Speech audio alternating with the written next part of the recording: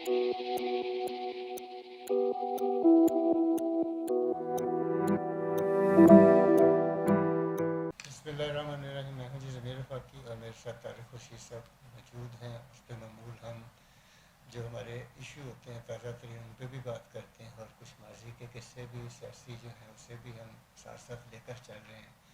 अभी सिचुएशन वही वैसे ही चल रही है कि इस वक्त इलेक्शन की आमद है और ऐसे लगता है कि जैसे एक सियासी बहार आई हुई है और सबसे अच्छी बेहतरीन कैंपेन जो है वो इस वक्त पाकिस्तान पीपल पार्टी के नौजवान लीडर जो हैं बिलावल भुट्टो बड़ी मुदब्बराना गुफ्तगू करते हैं, जहाँ जाते हैं वो अवाम में घुल मिल जाते हैं और ऐसे लगता है कि वो वहीं कहीं पले बड़े हैं। बच्चों से लेकर बड़ों तक, ख़वातीन से लेकर और सबके साथ उनका एक ही रवैया होता है। और जो सबसे खूबसूरत बात मैंने उनकी देखी है उनके जेस्चर में वो ये है कि मुस्कुराते चेहरे के साथ सबके साथ मिलते हैं, बात करते हैं। छोटे बच्चों को जो है ना कहीं वो लेक्चर भी दे रहे हैं, स्कूलों में भी जा रहे हैं। आजकल वो KPK में वहाँ से कराची से चले थे, मुख्तलिफ़ शहरों से होते हुए इस वक्त वो वहाँ पे आगे उनका कितना सफ़र है ये साथ साथ जो है ना हम अगले प्रोग्रामों में भी बताएंगे। और साथ में मियाँ साहब हैं वो लीड क्लास के नुमाइंदे हैं और लीड क्लास को ही वो टच भी कर रहे हैं। सफारती अहदेदार उनसे मिल रहे हैं, कहीं वो चैम्बर्स में जा रहे हैं, कहीं वो इस तरह के लोगों को अपने घर में मदऊ कर रहे हैं। कल उन्होंने मौलाना फजल रहमान साहब से भी मुलाकात की।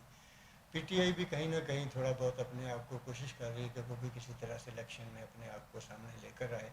वो कि उनके ऊपर ज़्यादा प्रेशर है, लेकिन फिर भी सियासी जमातें हैं, उन्हें इलेक्शन में हिस्सा भी लेना चाहिए और इलेक्शन को मोतबर भी करना चाहिए।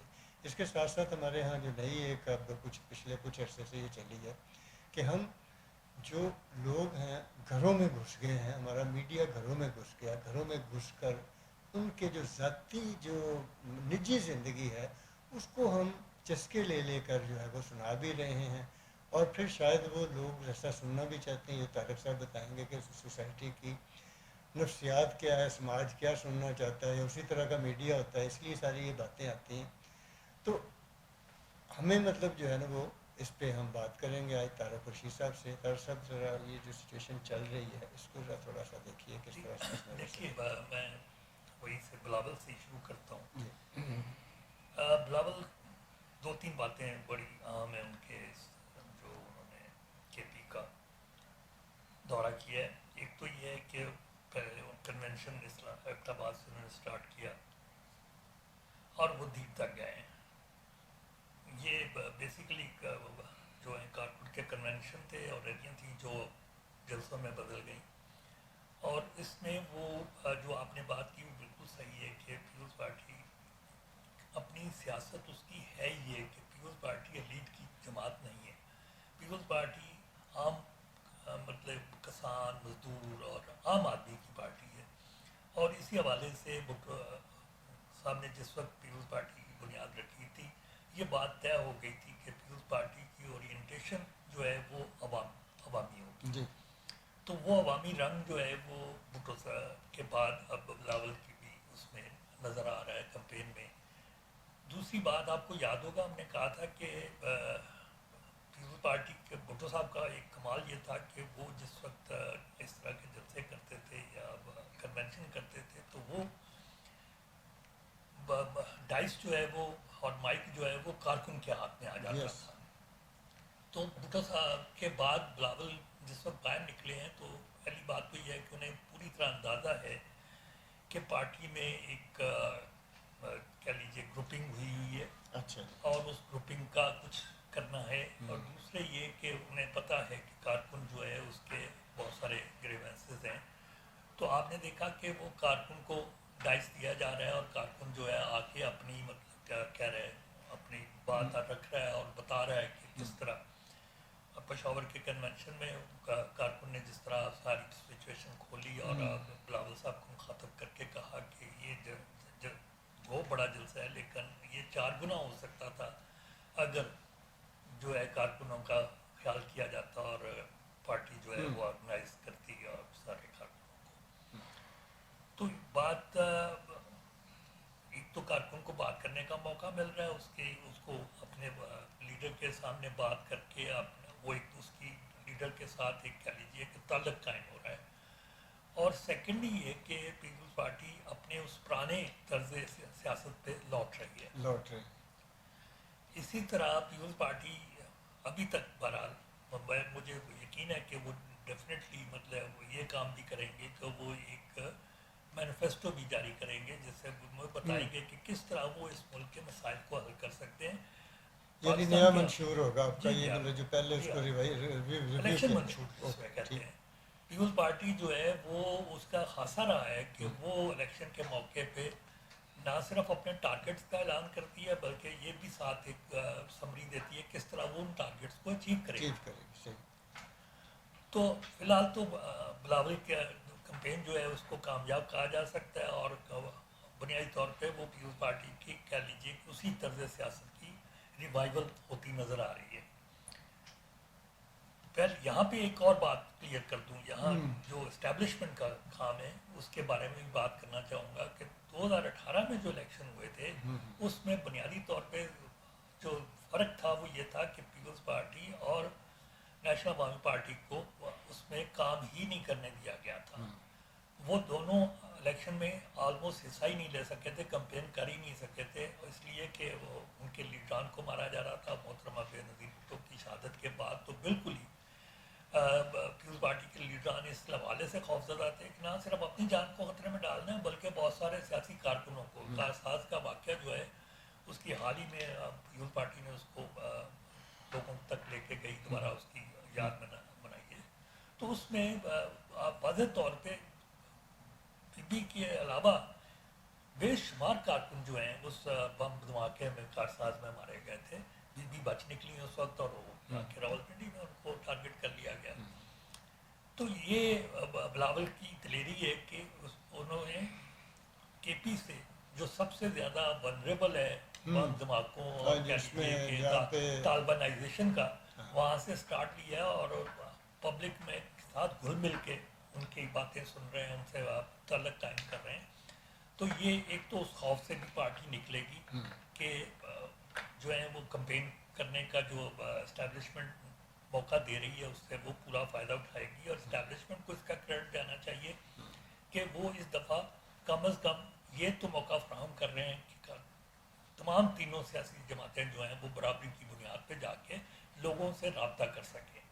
अब किसी को उसमें थोड़ा सा एज है या एक वो पार्टी तासर दे रही है कि हमारी पहले से तय हो गया हुआ है, तो पब्लिक जो है वो अगर तय हुआ भी हो तो पब्लिक उस तय कहते हैं कि पब्लिक है जो सब जानती है। अच्छा, इसमें एक और थोड़ा सा मैं इस पहलू पे भी ज़रा आप रोशनी डालिए कि जिस तरह से बिलावल साहब निकले हैं, बिलावल भुट्टो साहब गली गली कूचे कूचे शहर सूबों में गिलगित बल्तिस्तान में अकेले जा रहे हैं, क्या अगर इसी तरह से पार्टी के जो दीगर मतलब सूबाई सदूर हैं, ज़िली सदूर हैं, ये इस तरह के जो अहदेदार हैं या इलाकाई हैं, वो भी इस कैंपेन को अपने अपने इलाके में अगर वो बनाएं, उसका मोमेंटम या मूव चलाएं, तो इससे कोई पेपर पार्टी को ज़्यादा फ़ायदा नहीं होगा?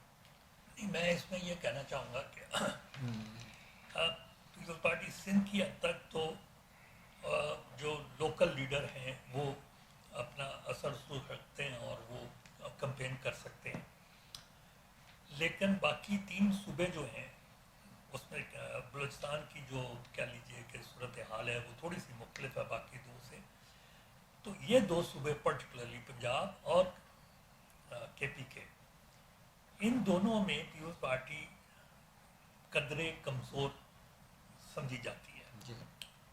उसकी वजह यह है कि इसका कारकुन या नाराज़ होकर घर बैठ गया हुआ है या ग्रुपिंग का शिकार हो गया है। तो मैंने कहा बिलावल उसको ग्रुपिंग में से निकालने की कोशिश कर रहे हैं और आप कारकुन को ये कह रहे हैं कि कुछ अरसे के लिए इस ग्रुपिंग को भूल जाए।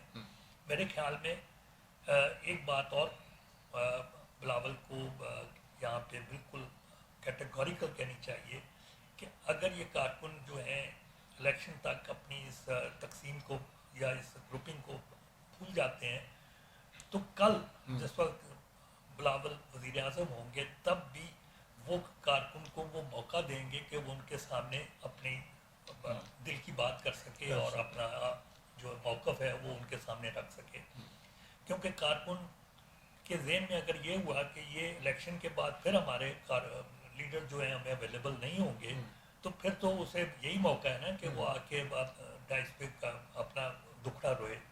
تو یہ کوشش کرنی چاہیے کہ اسے یہ یقین دلایا جائے کہ آپ کو سننے والے کان میسر ہوں گے الیکشن کے بعد بھی. نمبر 1.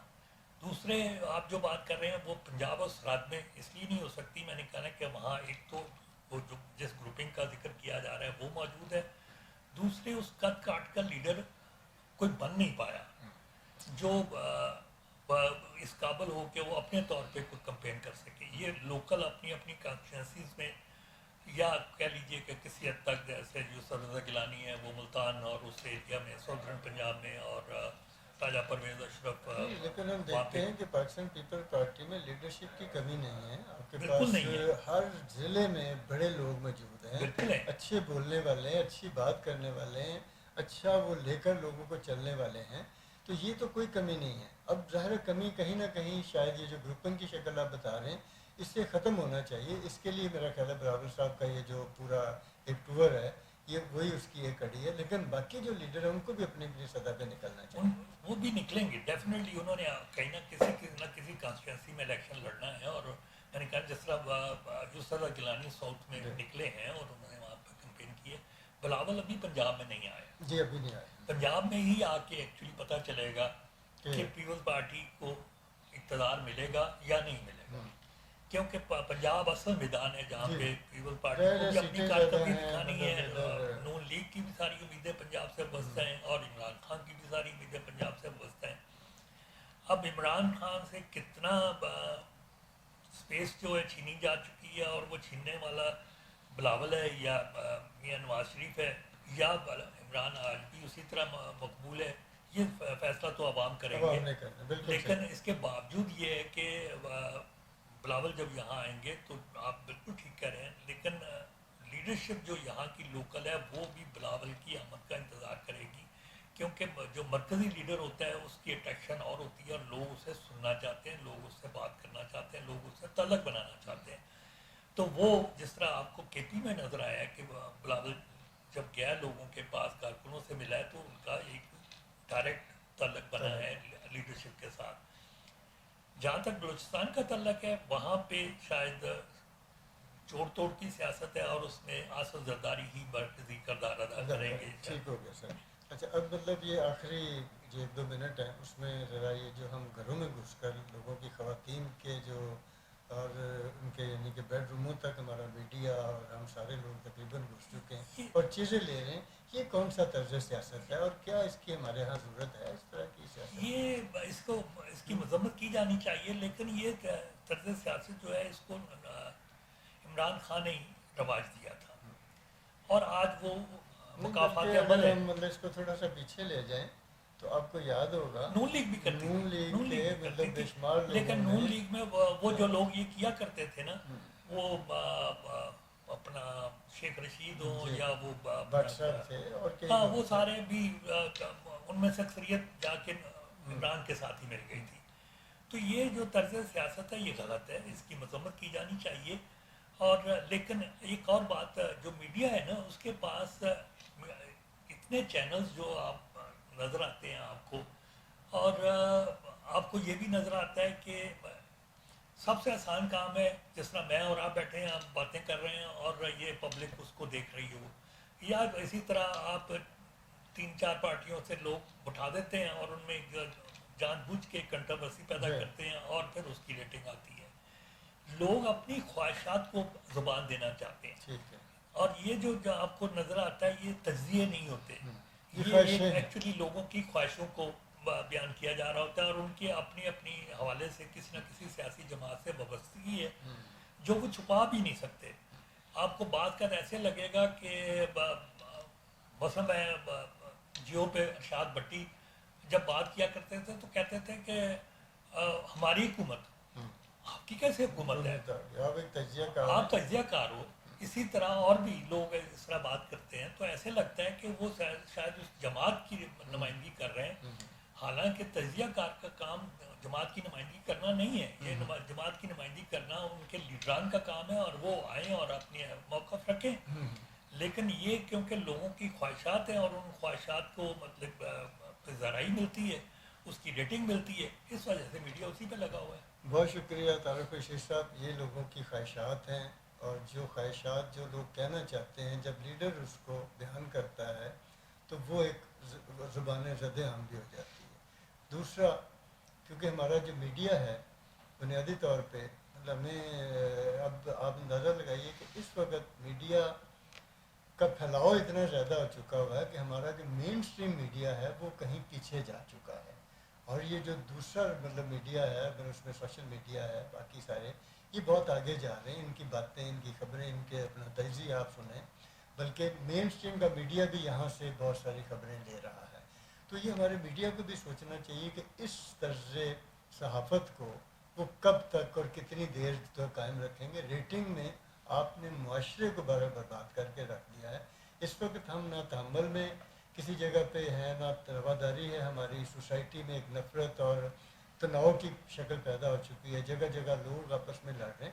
اس میں جہاں میڈیا قصوروار ہے وہاں ہماری جو سیاسی ایلیٹ ہے وہ بھی اتنی ہی قصوروار ہے کہ اگر وہ بھی، اور یہ دیکھیے کہ مطلب کہیں کوئی ایتھکس تو ہونے چاہیے، اگر ایتھکس نہیں ہے تو پھر کس چیز کی صحافت، کس چیز کی سیاست، کس چیز کا وہ جو ہے نا ملک ہے۔ تو ان سارے باتوں کو ہمیں دیکھتے ہوئے اپنے معاشرے کو رہنا، ہم نے بھی یہی ہے۔ ابھی کل کی بات ہے، کہیں ایک نمائندہ جو ہے وہ ووٹ لینے گیا تو لوگوں نے اس کو ڈنڈے مار مار کے اس کے کپڑے اتار کر رکھ دیے۔ یہ تشدد کا جو شکل مطلب سوسائٹی میں آئی ہے، ظاہر ہے یہ ایسے اوور نائٹ نہیں آئی، یہ ہمارے مجموعی رویوں سے ہے۔ اس پر برل ہمیں کسی طرح سے ہماری ایلیٹ کو، ہمارے دانشوروں کو، ہماری سیاسی ایلیٹ کو، ہمارے میڈیا کو سوچنا چاہیے، کیونکہ ہم نے یہ بھی دیکھا کہ ہمارے بے شمار جو بہت سینئر جرنلسٹ ہیں ان کو بھی لوگوں نے سڑکوں کے اوپر ہاتھا پائی کرنے کی کوشش کی ہے، ان کے اسی لائن لے کر چلنے والے سے۔ تو ہمیں اجازت دیجیے، ہمارے ساتھ رہیے اور اپنے آپ کو بہتر کیجیے تاکہ ہم کسی اچھے مطلب بہتر رویوں کا عمل ایک بڑھ